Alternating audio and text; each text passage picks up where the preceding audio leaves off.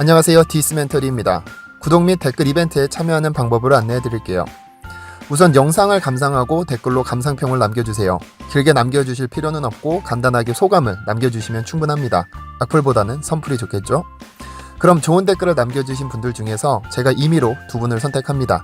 물론 구독자가 아닌 경우에는 뽑아드릴 수 없으니 반드시 구독과 좋아요를 눌러주세요.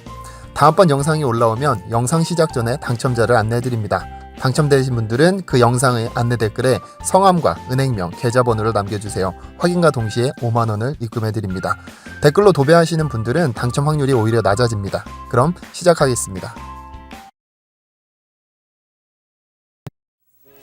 안녕하세요, 디스멘터리입니다. 한국을 바꾼 순간들 그리고 그 주인공들 이야기로 찾아뵙는 두 번째 시간입니다. 세계 최고의 석학이자 경영학의 아버지로 불리는 피터 드러커라는 학자는 한국의 근대 역사를 일컬어 유사 이래 20세기 후반에 한국이 겪었던 것보다 더 빨리 그리고 더 많이 변한 나라는 없다면서 우리나라의 눈부신 발전을 평가했습니다. 21세기 우리나라의 CEO가 가장 배우고 싶어하는 경영인은 바로 삼성그룹의 창업주 이병철입니다.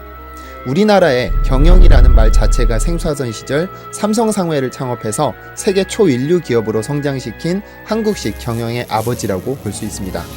오늘부터 몇 개의 영상을 통해서 이병철이라는 분의 일대기 및 주요 업적에 대해서 살펴볼 예정이니 이제껏 몰랐던 분들에게 도움이 되길 바랍니다. 6.25 남북전쟁이 한창이던 1952년 부산, 아직 북한이 침범하지 못한 그곳에서 한 회사의 경영진은 기쁨을 감추지 못합니다. 지난 1년 사이 3억 원에 불과하던 자본금이 무려 60억으로 급격하게 증가했으니까요. 작년에 이병철의 주도로 설립한 삼성물산이 무역업을 통해 엄청난 성공을 거두었기 때문에 이병철의 안목을 칭찬하지 않을 수 없었죠. 당시 이병철의 나이는 40대 중반으로 호리호리했으나 눈매는 예리하고 무서웠습니다. 그는 한 올의 머리카락도 흩어지지 않을 정도로 단정하면서 깔끔함을 철칙으로 삼았습니다. 사실 이병철이 처음 삼성물산을 설립한 곳은 서울이었습니다. 그런데 전쟁이 터지면서 피난을 떠나게 됐고 우연히 대구에 들렀다가 이병철의 도움을 받아 양조장을 운영하던 친구를 만나게 됩니다. 그동안 고마웠다면서 이병철에게 많은 돈을 건넸고 그 돈으로 부산에서 새롭게 설립한 것입니다. 그의 사업수단은 타의 추종을 불허할 정도로 예리하고 탁월하고 현명했습니다. 수출할 상품을 찾던 중 한국에 가장 많은 것, 바로 탄피와 고철을 수출하기로 한 것이죠. 2차 대전의 패전국인 일본에서는 절대적으로 철이 부족했기 때문에 우리나라에 남아도는 탄피와 고철을 모아서 일본으로 비싼 값으로 수출하게 된 것입니다. 그리고 그 수출 대금으로는 홍콩으로부터 비료와 설탕을 수입해서 국내에 팔았습니다. 거의 거저나 다름없었던 고철과 탄피를 판 돈으로 비료와 설탕을 사서 팔았으니 그 수익은 상상을 초월할 정도로 높았습니다. 그런데 이병철은 기쁜 내색은 전혀 보이지 않고 오히려 깊은 고민에 빠져 깊은 한숨을 내쉬고 있습니다. 앞으로 이 전쟁으로 인한 흑자 행진이 얼마나 이어질지 확신할 수도 없기 때문에 깊은 고민에 빠지지 않을 수 없었습니다. 그래서 이병철이 제안한 건 공장을 설립하는 것. 직접 물건을 만들어 판매하는 것이 시장 상황에 구애받지 않고 영원히 이어질 수 있는 꾸준한 수익원이 될 수 있다고 본 것이죠. 직원들은 공장을 세우려면 적지 않은 시간과 원금 회수에 대한 불확실성이 존재하기 때문에 새로운 모험을 선택하는 그를 이해하지 못했었죠. 이미 순항 중인 무역업을 포기하고 제조업이라니 직원들은 그를 이해할 수 없었습니다. 그러나 이병철은 생각이 달랐습니다. 가난한 사람들에게 물건을 파는 일은 밑 빠진 독에 물을 붓는 것이라고 보았습니다. 소비자에게 구매력이 생겨야 물건을 파는데 아직 한국인들은 구매력이 너무 약하기 때문에 60억을 투자해서 공장을 세우고 고용을 늘리면서 한국인들의 구매력을 키우는 것에 목표를 두었죠. 그런데 이병철은 일단 계획을 세우면 그 계획을 성공시키기 위해 끊임없이 연구하면서 최적의 성공 전략을 세우는 성격이었습니다. 아직 어떤 공장을 세울 것인지 계획은 없었지만 일단 공장을 세우는 목표를 세운 이상 그 계획은 무조건 이루어져야 했습니다. 그리고 길고 긴 시장 조사가 시작됩니다. 그가 어렴풋이 목표로 삼고 있던 품목은 수입품을 대체할 수 있는 제품을 생산하는 것, 그리고 수익이 적게 나더라도 나라와 국민들이 꼭 필요한 제품을 만드는 것, 이 두 가지 목표를 항상 염두에 두고 있었습니다. 그런 이병철에게 한 정부 관료가 추천한 것은 종이, 페니실린, 그리고 설탕입니다. 그 중에서 이병철은 설탕에 끌렸습니다. 식생활이 개선되면 수요가 늘 것으로 판단했고 종이나 페니실린보다 공사기간이 짧기 때문에 상당히 매력적으로 다가왔습니다.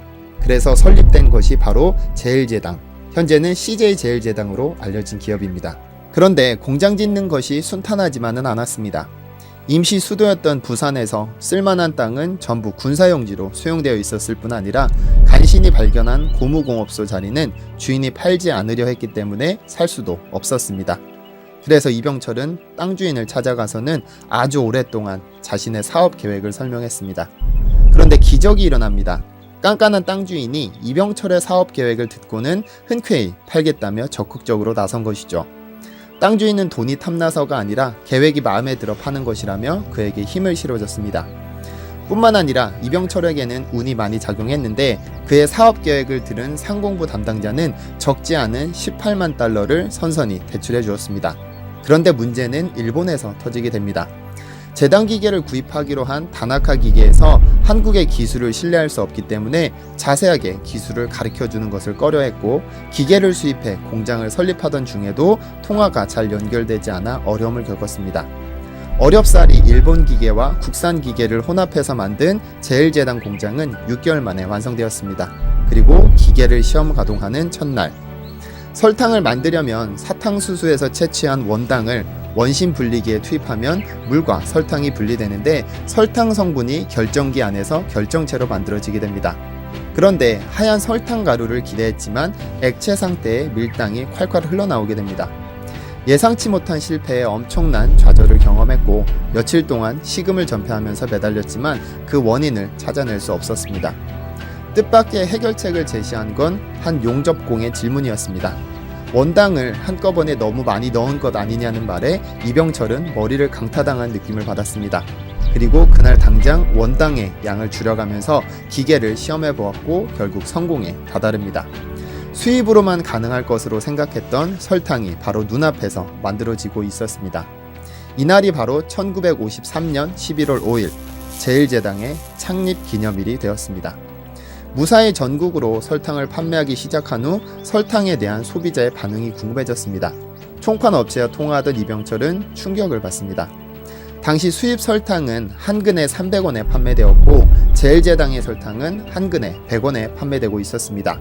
오히려 싼 게 비지떡이라는 이유로 매면받았지만 이병철은 인내심을 가지고 기다리기로 했습니다.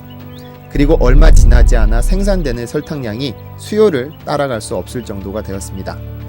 1953년 처음 설탕을 생산하던 당시에 수입되는 설탕은 23,800톤에 달했습니다. 1952년까지 100% 수입에 의존하던 설탕이 1954년에는 51%로 떨어졌고 1955년에는 27%, 1956년에는 7%로 떨어졌습니다. 수입 제품을 대체하고 싶다던 그의 바람이 불과 3년 만에 완벽하게 실현된 것입니다. 이로 인해 엄청난 외화가 절감되었을 뿐만 아니라 제당 산업이 한국에 자리 잡게 된 계기가 되었습니다. 그런데 이병철이 설탕을 팔아 엄청난 부를 얻게 되자 이후 7개의 회사가 설탕 생산에 뛰어들게 됩니다. 7개 회사가 생산하는 설탕의 양은 총 15만 톤. 국내 소비량은 5만 톤에 불과했지만 3배가 넘는 양을 생산하는 상황이 펼쳐지게 됐습니다. 결국 가격 경쟁이 붙어 설탕값이 하락했고 정부에서 설탕세를 3배나 올리는 정책을 펼치면서 제일제당도 도산 위기에 처하게 됩니다. 이 경영 위기를 극복하는 가장 쉬운 방법은 직원을 해고하면서 몸집을 줄이는 것입니다. 하지만 이병철은 자신이 어렵다는 이유로 수많은 가정을 파산시킬 수 없다면서 새로운 사업을 통해 구제하기로 결정합니다. 그래서 시작한 사업이 바로 밀가루. 당시 사양산업으로 불리던 밀가루를 선택한 이유는 이병철의 경영 철학과 깊이 관련됩니다. 모든 것에는 때가 있다는 믿음. 하루 3끼도 먹지 못하는 상황에서 자동차나 선박, 전자회사를 만든다는 것은 걷지 못하는 아기가 뛴다는 것과 다를 바 없기 때문에 우선 생활의 기본이 되는 생필품이나 식품을 만들고 나중에 고급 산업으로 옮기는 것이 옳다는 믿음. 당장 밀가루는 사양산업이 될지도 모르지만 생활의 기본이 되는 필수 식품이기 때문에 분명히 성공할 것이라 굳게 믿었습니다.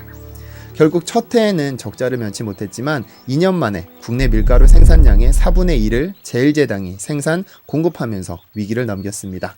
수입품을 대체하려던 이병철의 땀과 노력이 식품산업의 발전을 이끈 것이 아닐까요?